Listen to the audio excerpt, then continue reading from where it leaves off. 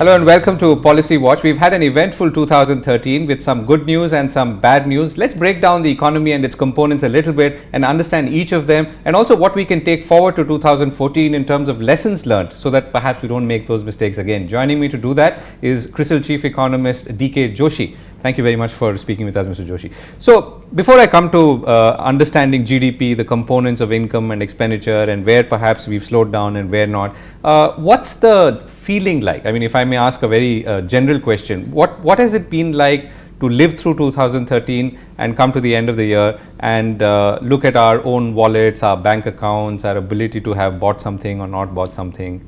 Well, I think it's as far as the summary indicator of the economy is concerned, which people say, I mean, often use GDP as indicating the overall performance of the economy. I think that I would say this is again one of the years which you would like to forget, because the last year was bad. We had 5% growth, and over 5% growth we are struggling to get even 5%. 5% actually today has become aspirational. The things are so bad. I mean, I think as far as the economy is concerned, particularly for the middle class, I think this has been a very tough year, because the income opportunities have narrowed quite a bit, but the expenditures have risen. What I mean is, when GDP slows down, I think it reflects on people's incomes somewhere, and particularly I think it's getting reflected on the income of households, because if you look at the private consumption expenditure, that has slowed down very sharply. I think it used to be around 8% per annum for a couple of years, and now it actually fell to 1.6. So you're saying, so middle class has been affected. Absolutely. What about the poorer sections of society? I think poorer sections of the society spend more on food, and since inflation is primarily food driven, I think they probably paying a more inflation tax than anybody else. I mean, so they are getting impacted even more. Right. They were partly hedged in the last few years, because rural wages and even urban wages for casual laborers had risen very fast.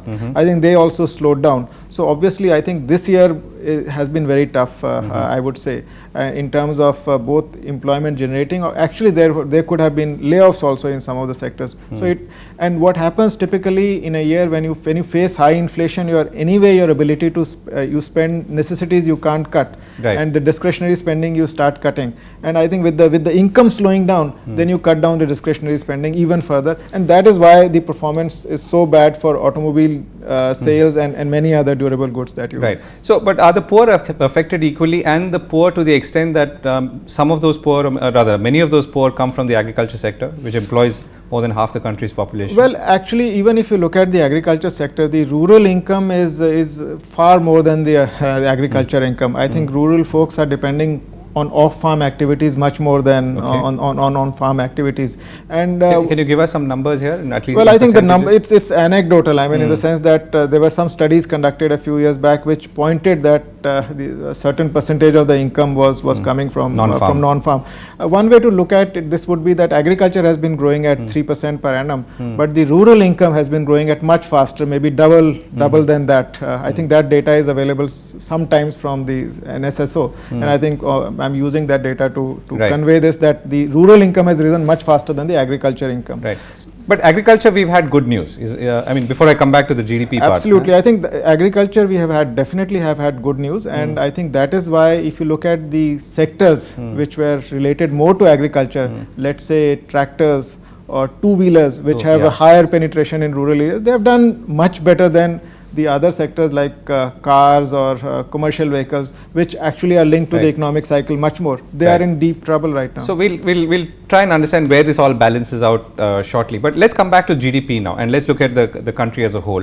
GDP, I mean, is typically defined as private consumption, government consumption, investment, exports, and private demand. So which are the components that have done well and which have not in the last year? Well, I think if you look at all the three components, I mean, whether it is government consumption or private consumption or it is private investment, I think overall investment has also slowed down, but within that, private investment or private corporate investment, to be precise, has slowed down much sharply. I think all the anecdotal evidence, or by talking to corporates, the information that we get shows that private corporate investment has been hit. Actually, if you look at the headline numbers, it has fallen from somewhere around 17% of GDP in 2007-8 to around 10.5% right now. So there has been a sharp deceleration in the fastest growing component of investment during 2004 to 2008, and that is very sluggish. But the absolute numbers would still be high because your GDP I aggregate is higher than what it was in 2007. That's true, but I think that doesn't matter. I mean, what matters is what the increment. I mean, because GDP is what income generated every year. So I think that won't get a kick. I think the most disappointing part has been a very sharp decline in private household consumption, because that is close to 60% of GDP, and that's the bulwark of overall GDP, so to say. And that has slowed down very sharply this year, and it has slowed down because of economy income slowing down. It has slowed down also because of inflation. I think there are various factors why private household consumption expenditure has slowed down. So when you say economy slowing down and inflation, what could typically affect a household more, or what could you think has affected a household more in the last year? I think it's both. I think both. One eats into your purchasing power, and second reduces your overall income in any case. I mean, so both combined, both are acting in a way to pull your spending down. So that's the actual number, right? What about the propensity to spend? Is that something that's also been affected? And obviously the next question could be, if it reverses, then would people spend more? Well, I think propensity to spend has been affected because in an environment when you are not sure of your incomes, I think you cut down. It's typical. I mean, it's very well understood that you cut down on your spending. You actually postpone your consumption decisions. But does the whole economy work like that? For instance, the agricultural economy, I mean, this is just a question, arguably is used to fluctuations in income at all points of time. A typical middle class household riding on the economic boom of the last decade perhaps is seeing it for the first time. That's right. Right. So how does that? Agriculture is different. So that is why agriculture can move in a different direction with respect to this year. If you look at whenever we get the balance sheet, the rural part of the economy would be much healthier than the urban part, because agriculture did well. So you got that additional lift to rural income, which because of the kindness of gods, you got good monsoons, and it's not fully played out as yet because the good harvest is yet to get reflected in low food inflation. I think so. We'll see it play out in the next couple of months. So that's why the second half of the year will look slightly better than the first half. Right. I think the third, so we've talked about consumption, we've talked about investment, both are in a bad position. Typically what happens is government makes up. But I think only if they run good fiscal balances, and our fiscal balances are extremely stretched. So that is why if you have a very stiff target of fiscal deficit at 4.8% of GDP for which is set for 2013-14, then in order to meet that target, you will have to cut down on expenditure, because you cannot raise revenues in a slowing economy. I mean, that's when corporate profits are are slowing, how will the tax collections go up? It's very obvious. So I think the crunch again is coming from the government side also. So there seems to be all the drivers are sputtering right now, and the only kick to growth which came, I think the data that was released in the last quarter showed that the kick came from the external demand, because the rupee had depreciated and globally exports have gone up. Exports have gone up, and imports haven't increased, because imports are also reducing because your economy is slowing. You require less capital goods, you require less consumption goods. All that is getting reflected. So overall economy therefore is actually getting hit from all sides. The only savior from the expenditure side or the demand side seems to be exports this year. Okay. So on the other side, on supply side, you have agricultural, industry and services, right? So we've touched upon agriculture, which we've said has had good growth. Industry and services, or industry equals manufacturing and then services. Well, what's happened there? Well, actually industry has painted a very grim picture. Industry has three components. It has manufacturing, it has electricity, and it also has construction in it. Now, if you look at construction has slowed down, but it's not collapsed.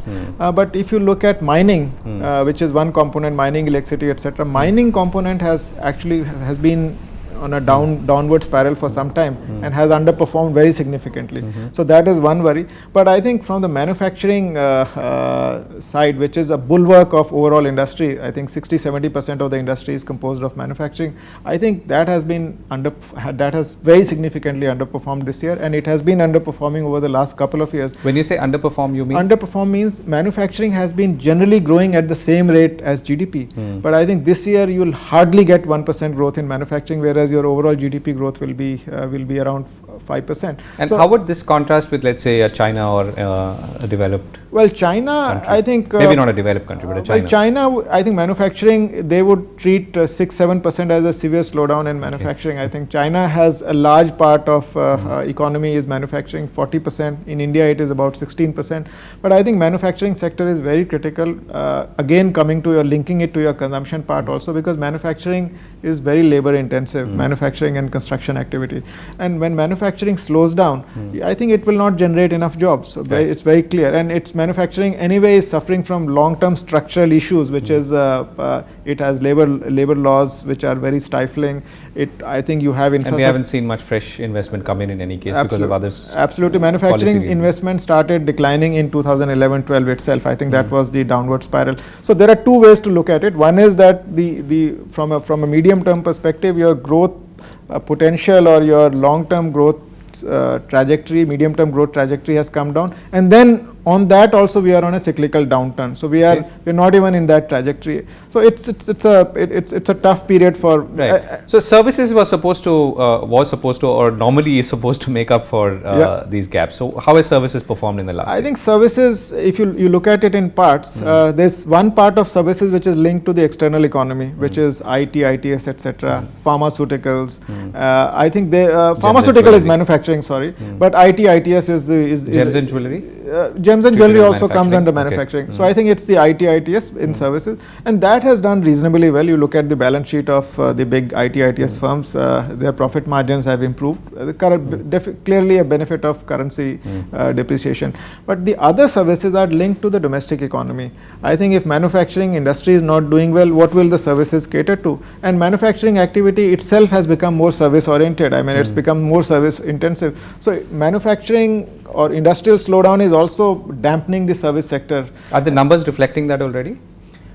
Yeah, they are. I mean, service sector grew at 5.9%, and I think within services, what comes is the government services also. I think that has also been a very big dampener. I think. Can you give us an example? I think because government services, government consumption is here in this side of, when you look at from the supply side, it gets reflected in the service sector. Public, there's a segment called public administration and defense. So I think whatever government spends, I think it gets reflected in. So what I mean by that is that in the last few years we saw some kick from pay commission hike, etc. All that has waned off, and government's ability to spend more on the economy, on social services, etc. I think has definitely been constrained, and we are seeing that already. The finance minister has been writing to various. It is visible in the data very clearly that government's ability to push growth has come down significantly, and it will remain weak because in the existing system where you have to control your fiscal deficit, you have no option but to cut your expenditure. Right, and we'll talk a little bit about what could kick it back in 2014, but we'll also talk about the other important thing, which is the external side, right? We saw the big rupee shock, and that really sent the whole country into a tizzy, and we reacted quite emotionally as a matter of fact. But we'll talk about that after a break. Stay with us, you're watching Policy Watch.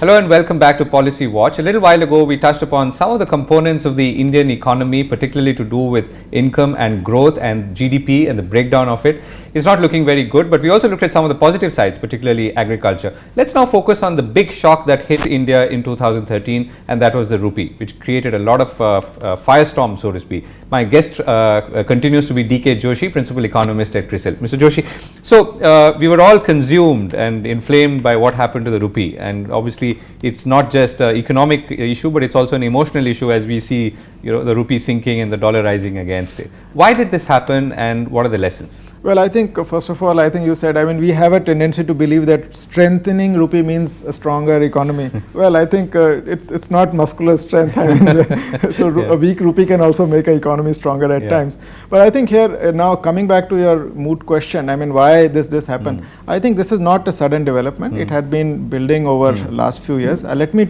take you through what happened since the Lehman crisis. Let's split it into two parts. One is what happens to the rupee depends on demand and supply for dollars, and it also depends on how vulnerable you are and what is the quantum of shock. By vulnerability, I mean how susceptible you are to a hit from the global side, and that is measured by current account deficit. Current account deficit in simple words means how much financing you require from other rest of the world to match your savings and investment. There's a gap between investment and savings, and that has to be met by foreign savings. And if the more you depend on foreign savings, the more vulnerable you become, because if there is a crunch on that part, then the supply of dollars will obviously take a hit in the economy. I think what happened since the Lehman crisis, if you look at the vulnerability aspect measured through current account deficit, CAD at that time was about 2% of GDP. Massive shock hit us. I think world economy went down for the first time since the Second World War. Massive shock. So obviously rupee did take a plunge because there was a huge confidence loss. People pulled their money out of the country. The stock markets plunged. All that happened. So it was understandable, rupee plunging. But if you look at 18 months after that, rupee actually started strengthening because the economy was getting back. You had a new governor who came. Economy was getting back into the track, and rupee strengthened for 18 months after the Lehman shock. But what was happening underlying was that the current account deficit kept rising, partly because we were importing a lot of gold, but eventually it is a mismatch. I think you have too much demand in the system. There are many aspects of ways of looking at it, but one way to look at it is that your gold demand was rising, which we talked about earlier. High inflation creates more demand for gold, and also I think there was a mining ban, so you were importing more raw iron ore, coal, etc. So I think that was also getting reflected. Did the coal and iron ore import versus export alone create a substantial impact on the figures? No, it did not create a substantial. The substantial impact was created by gold. But I think this is incremental. I mean, what you were exporting, iron ore, you started importing. So obviously it changes the equation. So now the CAD as a percentage of GDP kept rising, and it touched about 5% of GDP. That was the build-up. And I think the latest data on CAD is around 1.2% of GDP, but before that it was at 5%. Now, if you have such high vulnerability that any external shock can have a impact on you, even a smaller shock. So the shock that hit us in the month of July, August was speculation that the Federal Reserve is going to cut back on its spending, the quantitative easing program. Now, now when you require foreign funding, then global risk appetite, global liquidity matters, because if they are hurt, then the money will not come here. Actually, there will be a home bias and people will pull out of India, and something of that sort happened during that time, and we had almost had a literally run on the currency, and rupee weakened very sharply. So when you say home bias in this case, you mean the Americans or the foreigners taking their money back to their home because of the rising risks. So now if you compare with the Lehman period, the shock there we had massive shock, but the vulnerability was still low. But now we had huge vulnerability, so even a mere speculation on quantitative easing was enough to cause a massive shock to the currency, and rupee actually started depreciating, and people were forecasting all kind of wild numbers going up to 70, 75. And so on and so forth. But after that, I think so that's the primary reason, that you had high vulnerability, and this vulnerability is also something that we have created, we as Indians, by buying a lot of gold, which of course is linked to our own sense of insecurity and so on. Yeah, it is linked to high inflation. There's no other saving that has generated positive returns. So I mean, why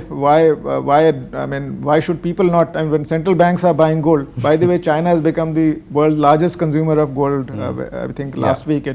So I think the question there is, if you have high vulnerability, to put it in global context, India was not alone. I mean, there's a country of with fragile five. I mean, which includes Indonesia, Turkey, Brazil, etc. I think all these countries had their currencies plunging. I mean, and we were part of that, and we suffered quite a bit. But after that, I think, let me say that we've been quite judicious. Though the way we brought the current account deficit down is not very prudent, in the sense that you put controls on gold and so on and so forth, which you will have to release at some point in time, and then CAD might again go up. But the point is, you brought the CAD down, you reduced your vulnerability, and at the same time, what you've done is the central bank has been very prudent in collecting dollar reserves. I mean, either through FCNRB or NRI bonds, whatever it is. I mean, they've got. So that is why when actually Federal Reserve started the tapering, announced it last week, the currency has still stayed quite stable. So the shock is actually higher than what it was during that time, because this is actual tapering happening. That was just mere speculation. So that is where how the vulnerability picture comes in. So you are less vulnerable. That is why you are able to withstand the shock much better. Right. So on the external front, this was the shock that we endured, and now things seem to have settled down, considering that the easing that we was speculated all the time has actually happened. That's right. And it doesn't seem to have really impacted the rupee or the markets and so on. So what are the other external factors that we have to consider when we try and draw a picture of what happened in the economy in 2013, which might hold lessons for 2014? Well, I think one factor was when we were looking at, and that could include global trade. I mean, for instance, clearly economies, let's say the UK, the US, or the EU for that matter, have all turned around, picked up, and they're doing much better than ever before. Does that but impact? I think as far as the Europe is concerned, Europe will still, I think 2013 would be a recession year, but they have started looking up, there's no doubt about that. But they have a long way, they have long catch up to do, which will take a long time. If you look at Japan, I think which should not be forgotten, because it's within among the four large countries. I think Japan has experimented with a huge amount of policy thrust to push growth up, and they have partly succeeded. Part of it we'll come to see, but I think there's been some positive vibes from Japan. Japanese stock markets picked up. I think the disappointment and optimism both have been from the US economy. When we began the year, I think we were expecting around 3% GDP growth in US, because private sector started becoming more vibrant.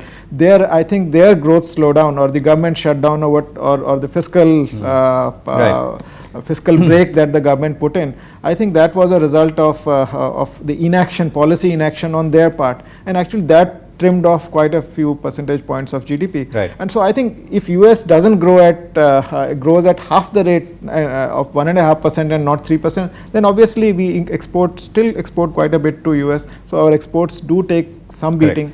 I think the point is, and then China also saw its own turmoil, and its growth has perceptibly slowed down and is likely to remain at 7.5% for next couple of years, unlike 10-11% that it saw. So how is this all balancing out? I mean, let's come back to where we started. We said that this was a tough year for most people in this country. Whether you were poor or middle class, you were affected. If you were poor, inflation affected you more because it's a tax on your income. If you were middle class, you actually saw some of your aspirational items slipping beyond your grasp, and maybe even more than aspirational. From the government itself has been forced to cut back on expenditure, and the government is seeing less income. Services has taken a hit because manufacturing has taken a hit, and manufacturing, of course, as you said, is only grown 1%. Yeah. So investment is low, and private investment is now 10% compared to 17% of GDP. Yeah. And now all this has to come back in some ways, right? So the question now is, where does this all balance out as we step into 2014? And what's the good news and what's the not so good news? I think the good news is that the government reform machinery has started moving. I think if you look at the policy actions, whether it is FDI in retail, which was, I think, more symptomatic, or I think it had a sentimental effect on the economy, or it is land acquisition bill, or you say the ban on the mining getting lifted. I think all these are positive steps. Even the diesel deregulation reform that the government did, I think these are all positive steps, but they don't they cannot push the growth up. I think the innards that need to be corrected, I think one of them is mining. I think if you there is some good news, but it needs to be pushed up so that at least at least whatever is beneath the ground. Mining, construction, electricity. Yeah, I think that will mining is I think is something that requires a push, and that can make the outlook for next year much better. I think the second is, I think the global economy, US economy, is expected to do better, and they are all bottoming out as we talk. Most of the economies will, particularly the western part of the world, will do better. So that should provide a kick to our exports to some extent, I think. So that is the positive side. But I think how much could exports look better by, or how much could they go up by if conditions were to improve? I think what is happening one of the fastest growing components of India's exports have been petroleum exports, and there we haven't seen enough capacity expansion over the last couple of years. So that part of the exports is slowing down. The non-petroleum parts will get some kick. So overall, the performance may be like this year, but I think what you have done is the good global growth would mean that the downside to export growth has been capped. I mean, let me put it this way. Right. Otherwise, you would have suffered because petroleum has, as I said, has exports have been slowing down quite significantly. Right. So let's come back to what's things going to look like in 2014. What else? Well, I think 2014, my sense is that we'll see a lift from these levels because we are perched at the bottom, and there has been positive news on two fronts, which if it picks up momentum, I think can it make us look closer to 6%. I mean, if that happens, one of them is mining, and the second is the government's willingness to push the projects, clear the projects. I think they have to speed up that process, and the projects have to hit the ground. And last question, perhaps, inflation, right? And that's something that's in some ways going to affect the electoral outcomes as well, because if people have been affected by inflation badly, then they're quite likely to express their feelings at the voting booth.